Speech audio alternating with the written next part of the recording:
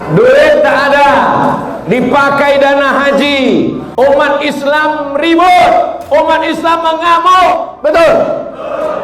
Kan tinggal jawab betul aja. Pemerintah melalui Kementerian Agama memutuskan membatalkan keberangkatan calon jemaah untuk melaksanakan ibadah haji 2021. Pertimbangannya karena saat ini masih pandemi serta demi keselamatan calon jemaah. Bahwa kesehatan, keselamatan, dan keamanan jamaah haji sebagaimana dimaksud dalam huruf A terancam oleh pandemi coronavirus disease 2019 yang melanda hampir seluruh negara di dunia termasuk Indonesia dan Arab Saudi. Kami bayar haji untuk berangkat haji, bukan duit kami untuk dipakai bangun jalan, investasi. Soal dana haji tidak pernah digunakan untuk infrastruktur. Ya, Mas Anggito Abimanyu sebagai ketua BPKH tidak menggunakan itu, Pak. Bersedia disumpah dengan Al-Quran. Dan silahkan dicek di BPK atau OJK atau datang ke BPKH. Tidak dipakai untuk infrastruktur. Pemerintah menegaskan pengelolaan dana haji dipastikan aman. Menko PMK Muhadjir Effendi sekaligus menjawab pertanyaan masyarakat soal dana haji 150 triliun rupiah. Menko PMK yang hadir di kantor Badan Pengelolaan Keuangan Haji BPKH memastikan dana masyarakat aman. Kantor BPKH, Badan Pengelola Keuangan Haji, juga kepala pelaksananya, pengelolanya, Bapak Profesor Anggito Abimanyu, tidak ada namanya isu-isu seperti yang berkembang di masyarakat. Artinya apa? Dana haji saya jamin aman. Kalau umat Islam mengamuk, berhenti. Tapi kalau umat Islam diam, lanjut. Sekretaris Jenderal Majelis Ulama Indonesia MUI Amir Syah Tambunan menyebut pembatalan ini sebagai keputusan tepat terkait biaya yang telah disetorkan. Calon jemaah haji diminta tidak khawatir karena akan aman. Apa yang disampaikan oleh Menteri Agama bahwa jamaah haji yang dananya ada di rekening Kementerian Agama aman, dijamin, tidak perlu khawatir. Yang punya jabatan, yang punya kekuasaan, yang punya tanda tangan, kalian akan dituntut di hadapan Allah Subhanahu wa taala.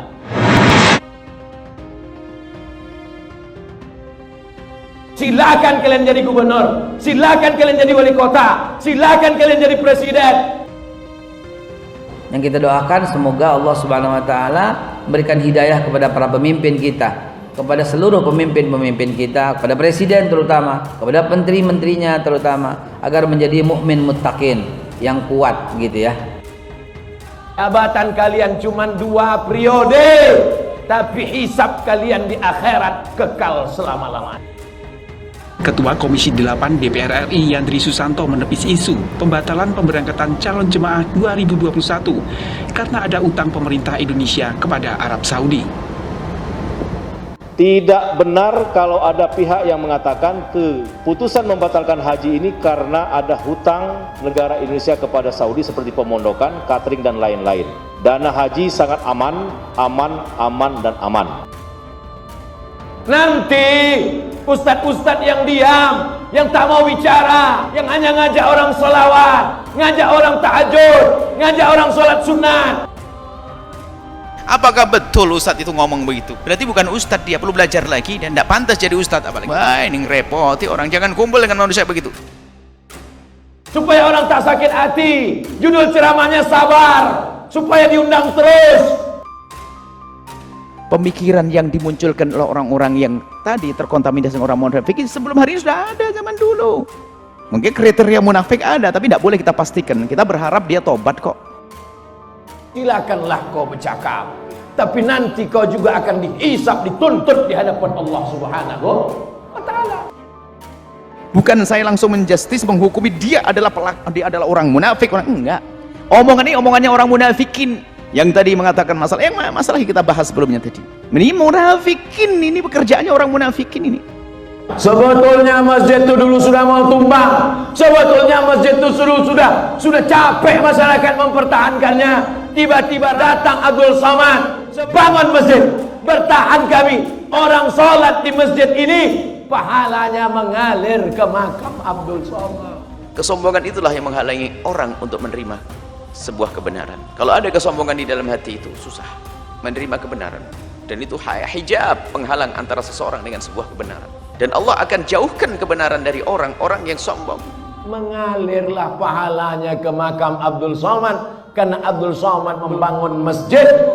Kalau sudah di dalam diri seseorang ada kesombongan, susah kebenaran masuk ke dalam. Jadi duduknya dia dengan ustadz masyhur bukan menjadikan dia baik, menjadikan dia semakin sombong sehingga merendahkan ustadz kampung.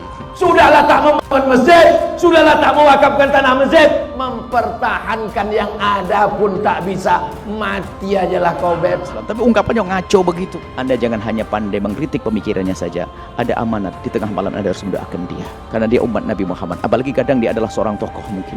Kalau Anda memang berjuang, pernahkah Anda mendoakan dia di tengah malam?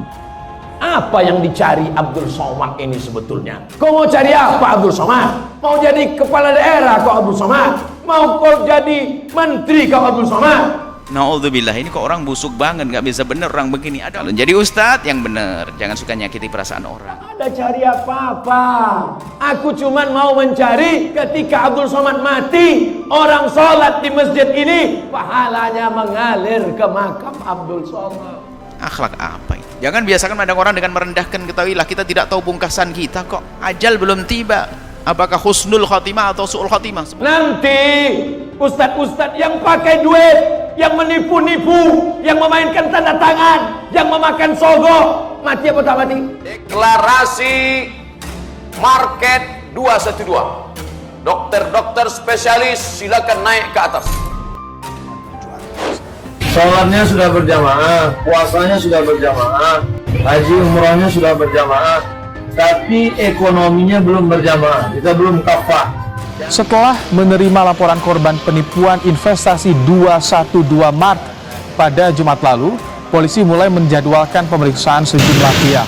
Tapi kiai jual agama busuk, makanya kalau di neraka ada kiai yang paling, jadi orang yang paling busuk baunya di neraka itu orang lain busuk, tapi pada ngeluh, ini kok kamu busuk banget, kamu tuh siapa? Aku ini ustadz, di dunia aku orang alim, tapi aku jual agamaku. Na'udzubillah. Nanti ustadz-ustadz yang pakai duit, yang menipu-nipu, yang memainkan tanda tangan, yang memakan sogok, mati apa tak mati? Kita lihat inilah jihad itu, jihad ekonomi. Yang punya kemampuan ekonomi dimanapun berada, maka perbaiki ekonomi umat. Allahu Akbar. Kalau jadi ustadz nggak bener tadi menjual agama Allah Subhanahu Wa Taala. Nggak ada yang orang goblok yang nggak ngerti agama nggak bisa jual agama. Paling kelasnya bohong saja, dokter bohong, pejabat bohong. 212 Mart sempat mendapatkan dukungan dari Ustadz Abdul Somad dan Ustadz Haikal Hasan. Kurang apa coba, sudah di-endorse UAS, Haikal Hasan tetap saja tertipu, katanya. Maka belanja ke tempat belanja muslim 212 Mart. Amanah, amanah, tidak ada tipu, tidak ada bohong, tidak ada dusta, tidak ada barang yang sudah expired. Bohongi umat. Namun ini lebih parah lagi untuk pribadi. Uang untuk kepentingan umum saja nggak boleh kok jual agama. Orang khianat dengan agamanya hanya kepentingan dunia. Orang datang ke tempat kita karena market kita bersih, karena jujur, timbangannya penuh, tidak bohong, karena barang-barangnya baru, tidak expired.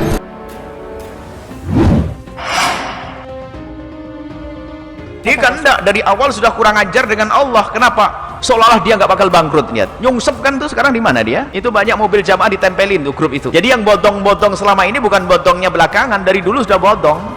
Nanti ustadz-ustadz yang pakai duit, yang menipu-nipu, yang memainkan tanda tangan, yang memakan sogok, mati apa tak mati? Toko swalayan 212 Mart yang berada di beberapa titik di kota Samarinda kini terlihat sudah tidak beroperasi lagi. Minimarket yang dibangun dengan semangat kebangkitan ekonomi umat itu diduga tengah tersandung kasus penggelapan dana investasi oleh sejumlah oknum. Investasi itu harus jelas. Anda harus tahu mau diapain uang itu. Korban saat itu menyetor dengan jumlah uang bervariasi antara Rp500.000 hingga Rp20 juta. Berarti bohong dia. Yang namanya investasi harus benar-benar untung. Untung ditanggung, didapat dibagi bersama, rugi dibagi bersama. Dari awal sudah pasti saya kembalikan. Anda 1 juta per bulan saya kasih 100.000. Wah, kok dahului Allah kok kayak pasti untung. Nyungsep lah orang itu. Ya. keuntungan begini. Wah, langsung kamu dapat begini. Dihitung nanti, dikalkulasi. Nanti kalau sampai 2 tahun kamu sudah dapat begini, khayalnya sudah punya istana. Nyungsep setelah itu. Baik ya.